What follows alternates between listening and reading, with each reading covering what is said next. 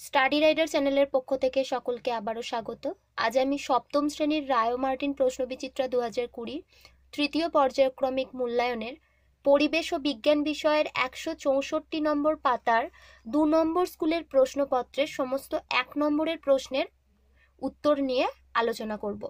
তো আজকে আমি এই ভিডিওটি বানিয়েছি আমাদেরই একজন ছাত্রী মাম্পি দত্তের অনুরোধে। তো চলো প্রথমে দেখে নেওয়া যাক ফিজিক্যাল সায়েন্সের পার্টটা। একের দাগে বলা হয়েছে সঠিক উত্তরটি নির্বাচন করে লেখো। টমেটোতে যে অ্যাসিডটি থাকে না সেটি হলো টার্টারিক অ্যাসিড। পরমাণুর নিউক্লিয়াস ধনাত্মক আধানযুক্ত।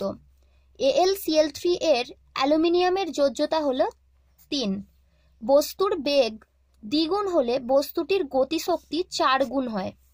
এসআইতে বলের একক নিউটন।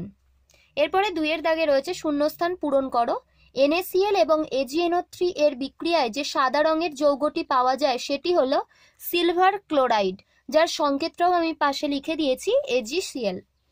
একটি আলোকরশ্মি প্রতিফলক তলের ওপর লম্বভাবে আপতিত হলে প্রতিফলন কোণের মান হয় 0 ডিগ্রি। প্রযুক্ত বল সমান বস্তুর ভর ইন্টু ত্বরণ।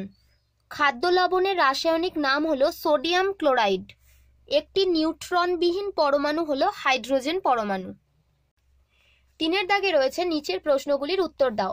নিউটনের কোন গতিসূত্র থেকে আমরা বলের সংজ্ঞা পাই? নিউটনের প্রথম গতিসূত্র থেকে আমরা বলের সংজ্ঞা পাই। ম্যাগনেসিয়াম নাইট্রেটের সংকেত হলো MgNO3(2). আলোর বিচ্ছুরণের একটি প্রাকৃতিক উদাহরণ হলো রংধনু বা রামধনু। PET পলিমারের একটি ব্যবহার হলো জলের বা পানীয় দ্রব্যের বোতল তৈরি করতে। আইজ্যাক নিউটনের লেখা বইটির নাম হলো প্রিন্সিপিয়া।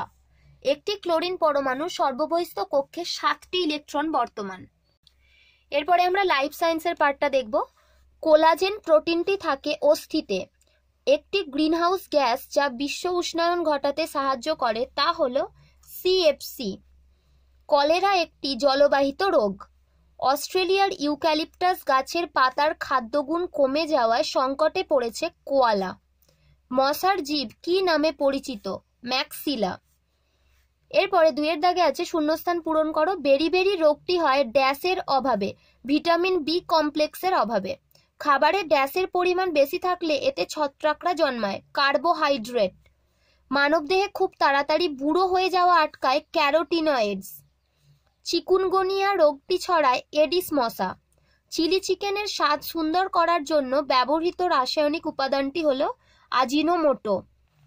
এরপরে 3 এর দাগে রয়েছে নিচের প্রশ্নগুলির উত্তর দাও। সালোক সংশ্লেষ কথাটির অর্থ কি?